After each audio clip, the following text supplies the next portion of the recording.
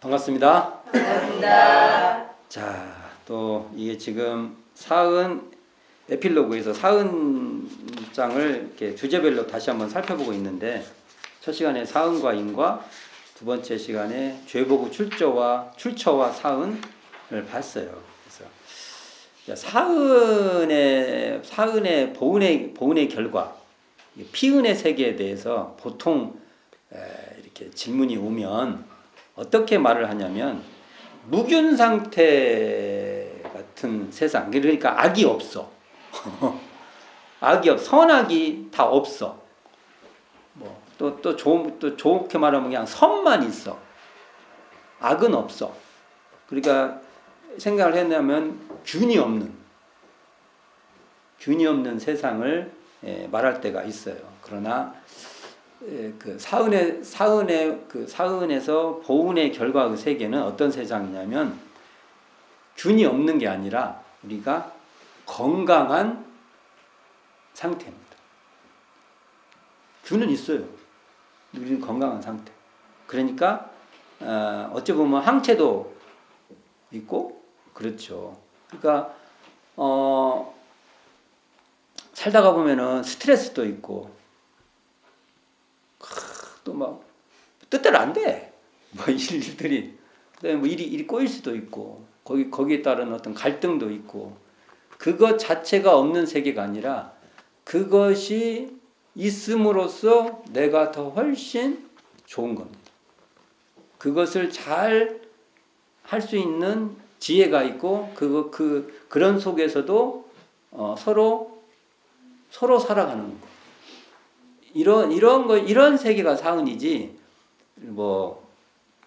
걱정도 없고 근심도 없고. 걱정과 근심이 없으면 이제 심심해서 힘들어질 겁니다. 우리가 아마 그럴 가능성이 높아요. 그러니까 걱정이 있으면 걱정이 있는 대로, 걱정이 없으면 걱정이 없는 대로 우리가 그 세계를 잘 살아갈 수 있는 건강하다는 게 육체적 건강만 말한 게 아니에요. 그것이 더 정답일 거라고 저는 봅니다. 오늘은 그 보은과 자비에 대해서 한번 살펴볼까 합니다. 그러니까 사은장에서 핵심이 보은이지 않습니까? 근데 보통 우리 사회적으로는 자비, 사랑 이런 얘기를 많이 해요. 자비, 사랑. 근데 대종사님께서는 은혜, 보은 이런 얘기를 많이 하시잖아요. 이 차이에 같은 뜻, 같은 면으로 보는 것은 잘 알 것 같아요. 그래서 좀 이제 다른 차원에서 한번 말씀을 해볼까 합니다. 그래서 일단 보은의 개념에서 다시 한번 정리를 좀 해볼까 합니다. 보은이라 하면, 보은은 사은의 도를 채받아서 실행하는 것, 이렇게 돼 있죠. 그러니까 거기에 비해서 배은은 뭐라고요? 피은, 보은, 배은을 알지 못하는 것, 또 안다 할지라도 보은의 실행이 없는 것, 이렇게 돼 있죠. 그러니까 또 이제 우리가 피은이라고 말할 때, 우리가 보통 말할 때 피은, 보은, 배은 할 때, 이 피은을 말할 때 피는 입을 피 쓰죠. 제가 이렇게 옷을 입듯이 우리가 은혜를 입었다. 그러니까 이 피은이라는 말에는 은혜의 감수성이 있어요. 은혜를 입은 것을 감수란 건 뭡니까? 그 느낌, 감은 느낌이잖아요. 받다는 거예요. 그 은혜를 느끼는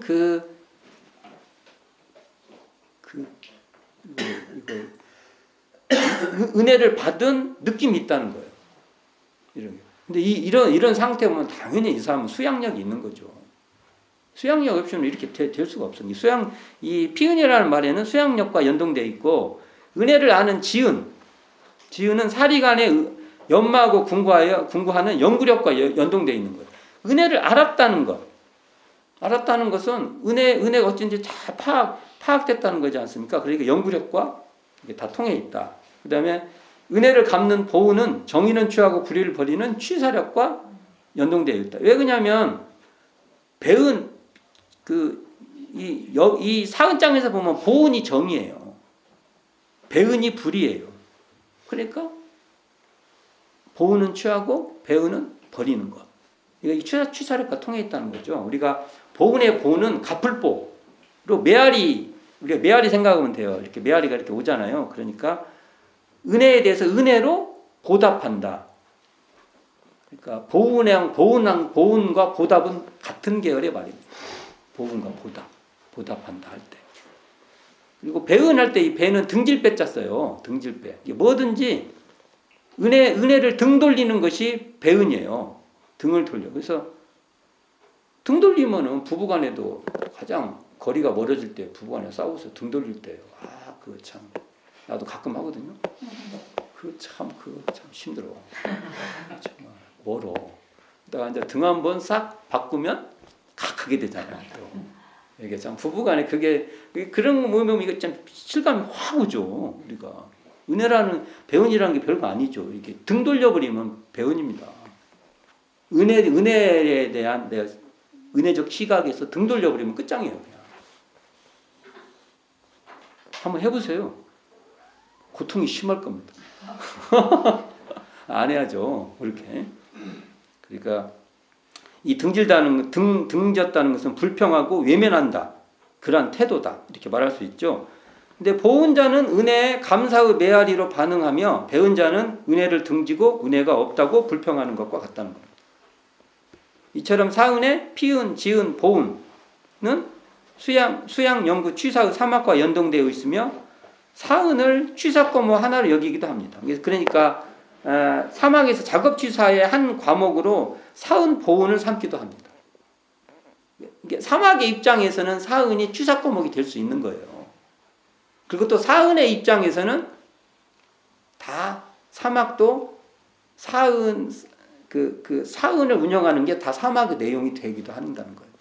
다 이렇게 떨어져 있지 않다는 것이죠. 자, 대종사님께서는 정전에서 보은을 천명합니다. 이게 피은, 지은, 보은, 배은 뭐 이런 개념이 다 등장하죠. 그 안에서 보은을 천명하시는데 정전에서는요. 잡이라는 말이 2번 나와요.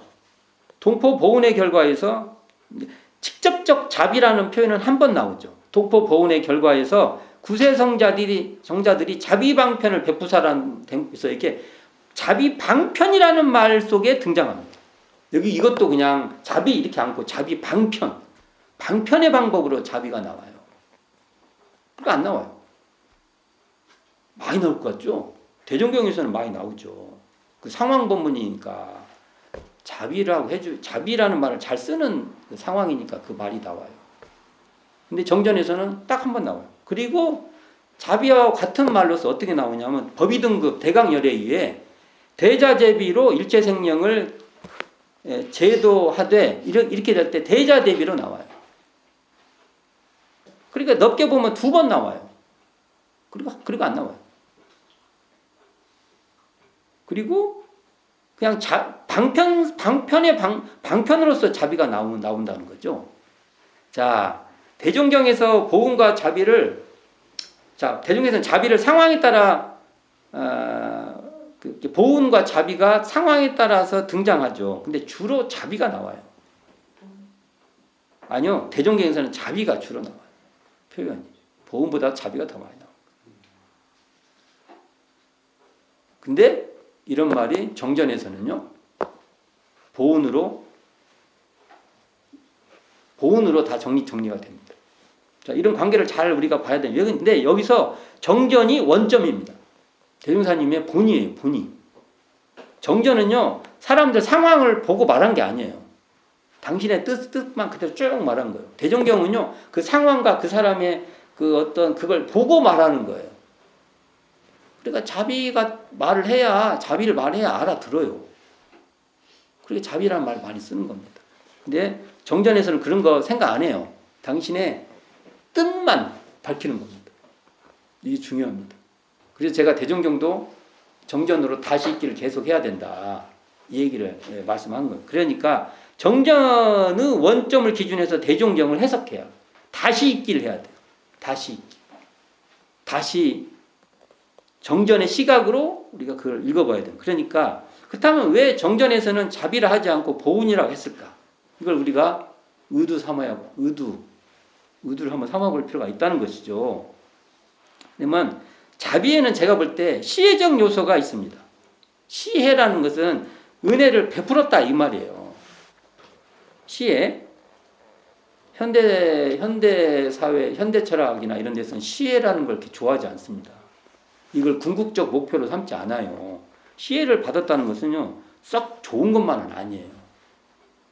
이게 참 재밌죠? 재밌는 거. 그래서 시혜. 그래서 옛날에 우리가 보통 이게 자선 사업이라는 것도 뒤에는 그래서 복지로 한 거예요. 자선하고 복지하고 다릅니다. 자선이란 건 뭔가 이렇게 해서 아량을 베푼 거예요. 복지는 그게 아니에요. 인간으로서 우리가 누려야 될 그겁니다. 권리예요. 다르죠? 자, 시혜자는 높고 수혜자는 낮은 상태입니다. 높고 낮음 있죠? 여기에 높은 사람이 낮은 사람에게 베푸는 것이에요. 무엇가요? 자비가. 높은 저수지에서 낮은 논에 물을 대는 것과 같이 아량을 베푸는 겁니다. 뭔가를 이렇게 주는 거예요. 위에서 아래로 이렇게. 좋은 거죠. 이것이 지금 평가절하하려는 게 아니에요. 좋은 거예요. 이게. 정말 이런 분들이 많아야 돼요. 그러나 이 자비에는 능력 있는 사람과 능력이 없는 사람의 구분이 있는 겁니다. 법력이 더 높은 사람과 법력이 낮은 사람 구분이 있듯이 수준차가 있는 것이에요. 어찌 보면 이 자비라는 말을 쓰는 순간 암묵적으로 등급의식을 인정하는 겁니다.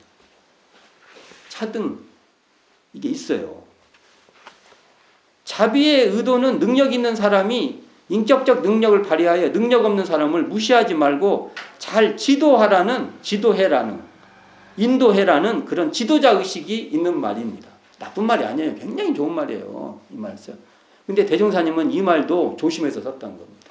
정전에서는. 거의 안 쓰고 자비방편이라는 의미로 하나 쓰고 대강열애의 그 경지에서 말을 하는 거예요. 대강열애. 자, 이에 비해서 보은에는 등급의식이 없어요. 등급의식이 없어요. 보은에. 서로 보은의 대상일 뿐이에요. 서로가 서로의 보은에. 있는 사람은 있는 사람대로 보은해야 되고 없는 사람은 없는 사람대로 보은해야 되고 법력이 높은 사람은 법력이 높은 대로 보은해야 되고 법력이 낮은 사람은 법력이 낮은 대로 보은하는 것이에요. 보은에는 그냥 서로 보은하는 거예요. 왜? 서로 다 은혜를 입은 사이기 때문에. 능력이 많은 사람은 또 한편으로는 굉장히 더 많은 이 사은의 은혜를 더 많이 입었어요. 그래서 그만큼 해야 되는 거예요. 이것은 시혜가 아니에요. 시혜가 아니라 그것은 당연히 해야 될 의무요, 책임이에요. 차이가 있습니다. 이게. 그러니까 서로 보은의 대상이라는 거죠. 은혜를 입었기에 은혜를 갚는 것입니다.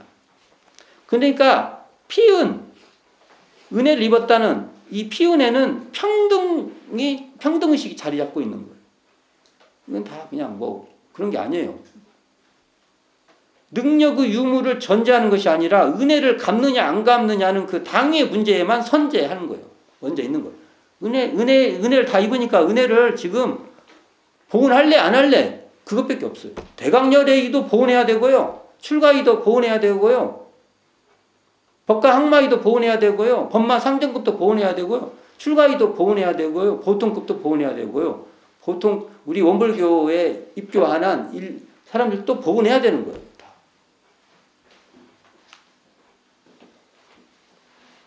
능력이 많은 사람일수록 보은의 책임은 더 커지는 겁니다. 만약 대통령 예를 들어봅시다. 훨씬 보은을 많이 해야 돼요. 보은 안 했다가는 큰일 나요. 우리로 따라주면요, 우리는 어찌 보면 종법사님이 더 보훈을 많이 해야 돼.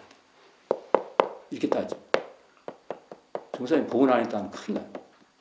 그러니까 그 직이라는 역할이 있으니까. 이 보훈의 차원에서는 시혜성이 없는 거예요. 시혜성. 내가 은혜를 베풀었다. 이런 것 자체가 여기 끼어들 틈이 없어요. 그냥 해야 되는 거예요, 그건. 보훈해야 되는 거지, 뭔 시혜가 있어요, 여기. 보은의 차원에서는요, 자비를 베풀었다 이게 없다는 말입니다. 이런 말이 그냥 은혜를 갚는 거예요. 그러니까 여기는 또 소유의식도 근본적으로 인정이 안 돼요. 소유 내 것이다. 지혜가 되었든 재력이 되었든 많이 소유할 사람수록 더 보온해야 된다는. 왜? 그 지식이 됐든 재력이 됐든 것이 많은 사람의 도움에 의해서 됐기 때문에. 그렇죠. 왜냐하면 사원사상은 그럴 수밖에 없단 말을 하는 거예요.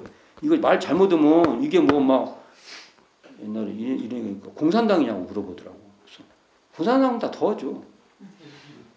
더하면 더하지. 그건 아무것도 아니죠. 그거 몇 사람들만 더 좋은 일이잖아요. 그게요. 실제로 그렇게 돼버리잖아요. 그게 독재가 프롤레타리아 독재가 이렇게 형성되지 않습니까? 그런 게 어디 있어요? 여기는. 너 은혜를 입었으니까 은혜를 갚을래 안 갚을래 그것밖에 없어요. 자, 이건 모든 것은 잠시 내가 위임받아서 관리하고 있을 뿐인 거예요. 소유라는 게 없어요. 다 이것은 사은에 환원해야 될 것이 당연한 의무인 것입니다. 이 은사상, 보은사상 무서운 말입니다. 이처럼 보은의 사고에는 공심, 공공성, 공심 이 기반되어 있어요. 그냥 모든 것을 공도로 보는 겁니다. 각자는 다 사은의 공물이기에 공익으로 돌리라는 거예요. 사은에 다 그렇게 해서 내가 검사가 됐어요. 엄청 봉사해야 돼요. 누구를 위해서요? 더 없는 사람들 위해서. 요즘 그렇지 않잖아요. 참 대종산 이 사은사상을요 검사 시험부터 가르쳐야 돼요. 거기서 통과하지 못한 사람은 쫙 그 정신계의 엑스레이를 쫙 찍어갖고 다 탈락시켜버려요. 그러면 거기에 끼어들지를 못하게 만들어야 되는 겁니다. 어찌 그런 사람들이 다 그 자리에 가갖고 자기의 힘을 그렇게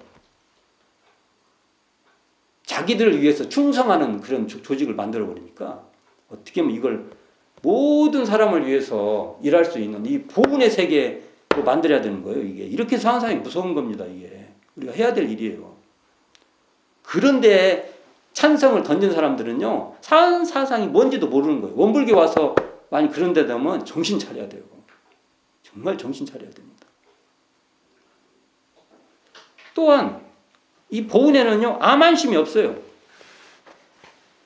궁극적으로 아상이 붙을 수가 없어요. 아니 이거 보훈하냐 안 하는지 거기 내가 잘나서 보훈했다 그런 게 어디 있어요.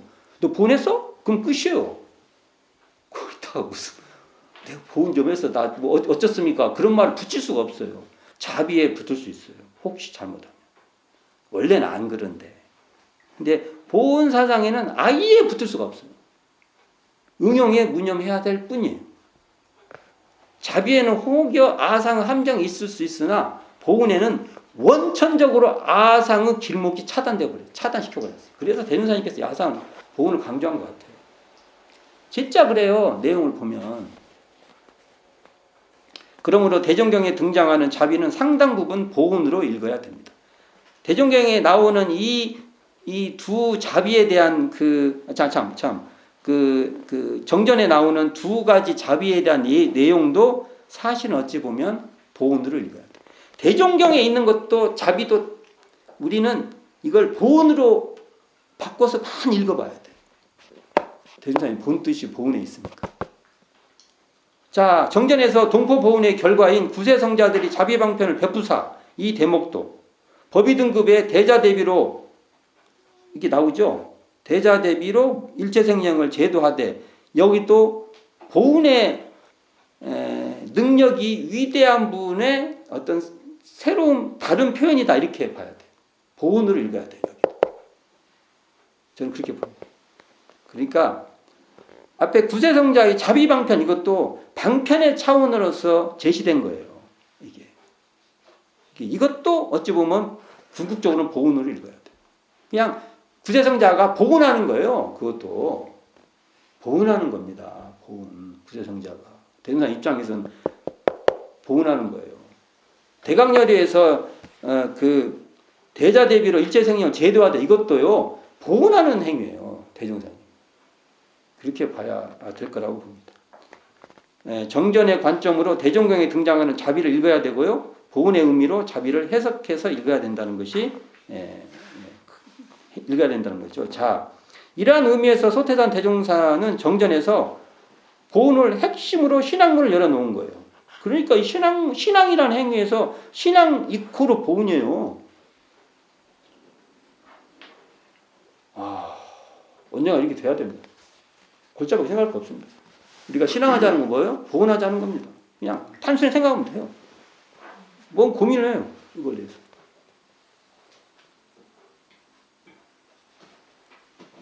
보훈의 보는 갚을보잖아요. 이건 보답, 응답, 사례 이런 말과 같이 연계된 건데요. 갚는다는 것은 반응하여 응답한다는 거예요. 이게 응답하는 우리 감각이 있어야 돼요.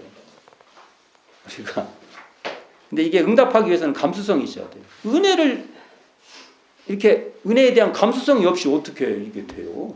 이게. 다른 건 막 감수성 엄청 얘기하면서는 은혜에 대한 감수성은 얘기 안 해. 뭔가 손해볼 것 같으니까 안 하지.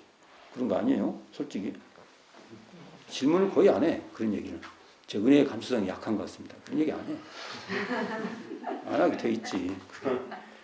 이게 저부터 그러더라고 보니까. 사실은 그 고민하면 그런 거 고민을 많이 해서 어떻게 할 건가. 뭐. 그러니까 우리가 근데 이게 감수성이 살아있다는 것은요. 감수성이 살아있려면 우리 마음이 맑고 깨끗해야 돼요.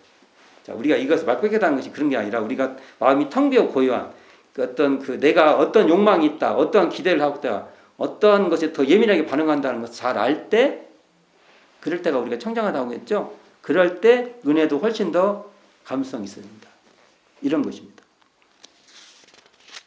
타자의 은혜를 민감하게 느끼는 감수성에 바탕하여 우리가 그 은혜, 그 사은의 은혜에 대해서 보답하는 것, 이것이 보은이고, 우리는 이 메아리처럼, 메아리가 이렇게 보면 어떻게 보죠? 메아리 하듯이 응답해야 된다고 봅니다.